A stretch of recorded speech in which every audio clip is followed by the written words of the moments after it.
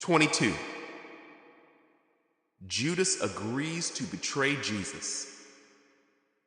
The festival of unleavened bread, which is also called Passover, was approaching. The leading priests and teachers of religious law were plotting how to kill Jesus, but they were afraid of the people's reaction.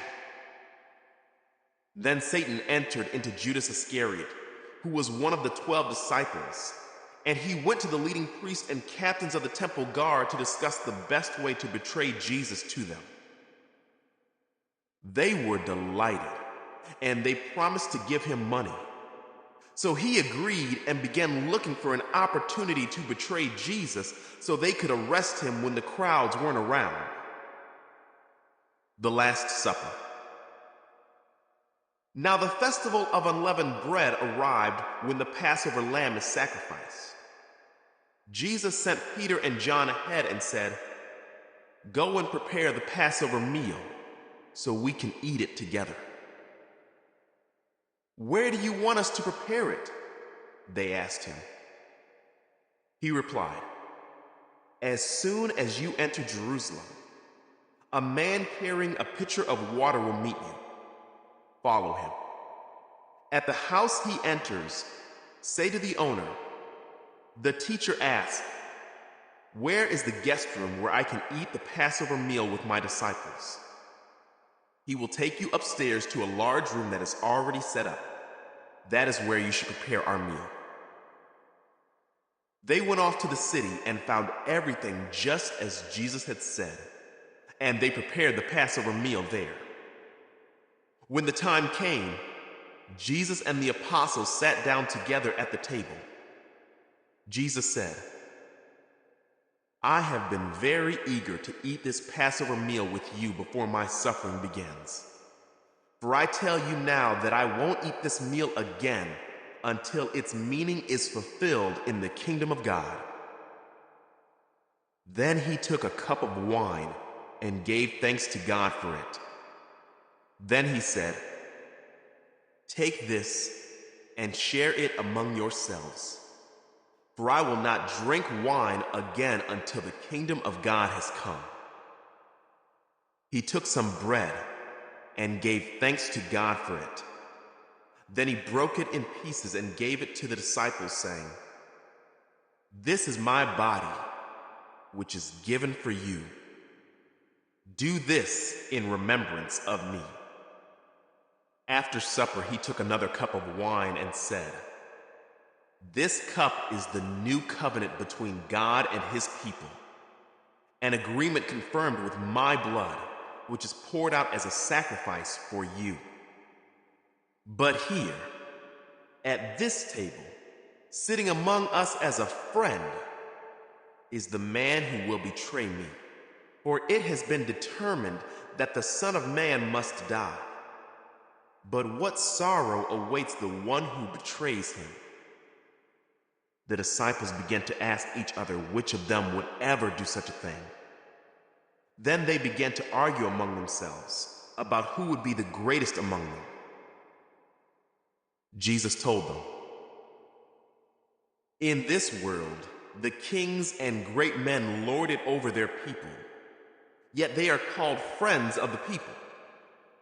But among you it will be different. Those who are the greatest among you should take the lowest rank, and the leader should be like a servant. Who is more important, the one who sits at the table or the one who serves? The one who sits at the table, of course, but not here, for I am among you as one who serves. You have stayed with me in my time of trial, and just as my Father has granted me a kingdom, I now grant you the right to eat and drink at my table in my kingdom, and you will sit on thrones, judging the 12 tribes of Israel." Jesus predicts Peter's denial. "Simon, Simon, Satan has asked to sift each of you like wheat. But I have pleaded in prayer for you, Simon, that your faith should not fail. So when you have repented and turned to me again, strengthen your brothers." Peter said, "Lord, I am ready to go to prison with you and even to die with you." But Jesus said, "Peter, let me tell you something. Before the rooster crows tomorrow morning, you will deny 3 times that you even know me." Then Jesus asked them, "When I sent you out to preach the good news, and you did not have money, a traveler's bag, or an extra pair of sandals, did you need anything?" "No," they replied. "But now," he said, "take your money and a traveler's bag. And if you don't have a sword, sell your cloak and buy one. For the time has come for this prophecy about me to be fulfilled." He was counted among the rebels. Yes, everything written about me by the prophets will come true. "Look, Lord," they replied, "we have 2 swords among us." "That's enough," he said. Jesus prays on the Mount of Olives. Then, accompanied by the disciples, Jesus left the upstairs room and went as usual to the Mount of Olives. There he told them, "Pray that you will not give in to temptation." He walked away, about a stone's throw, and knelt down and prayed,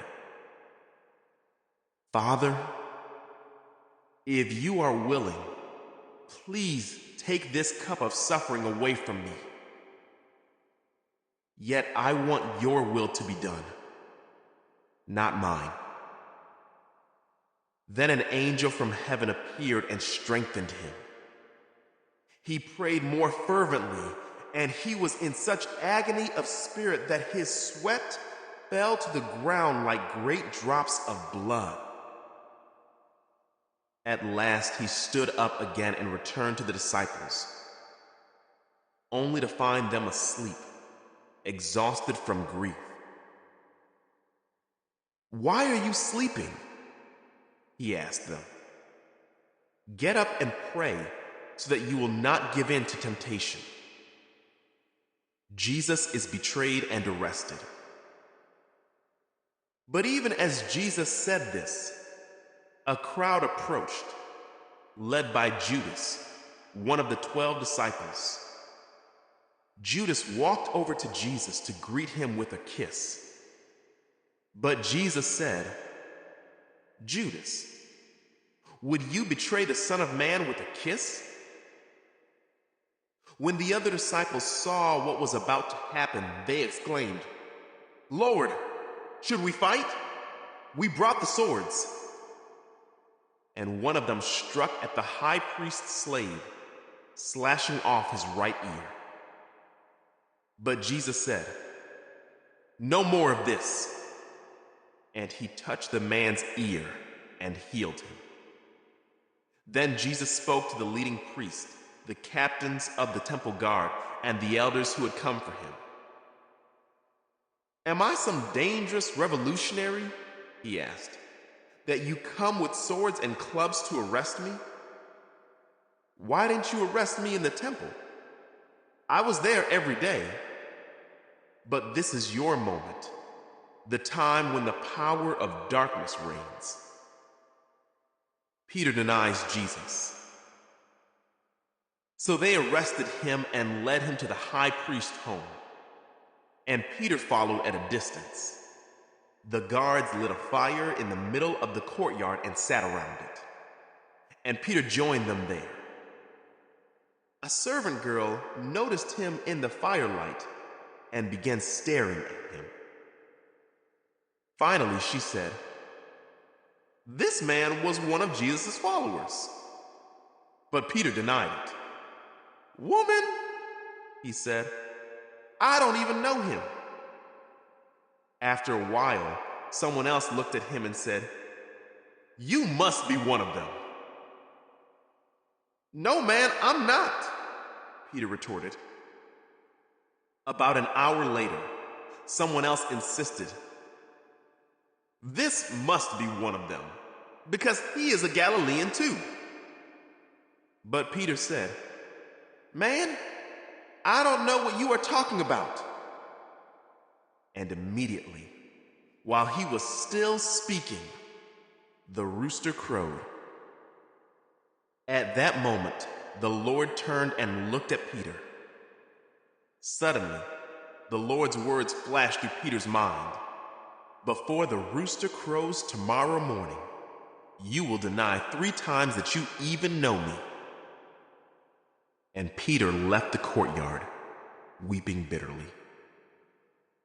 The guards in charge of Jesus began mocking and beating him. They blindfolded him and said, Prophesy to us. Who hit you that time? And they hurled all sorts of terrible insults at him. Jesus before the council. At daybreak, all the elders of the people assembled, including the leading priests and the teachers of religious law. Jesus was led before this high council, and they said, Tell us, are you the Messiah? But he replied, If I tell you, you won't believe me. And if I ask you a question, you won't answer. But from now on, the Son of Man will be seated in the place of power at God's right hand. They all shouted, So are you claiming to be the Son of God? And he replied, You say that I am. Why do we need other witnesses? They said. We ourselves heard him say it.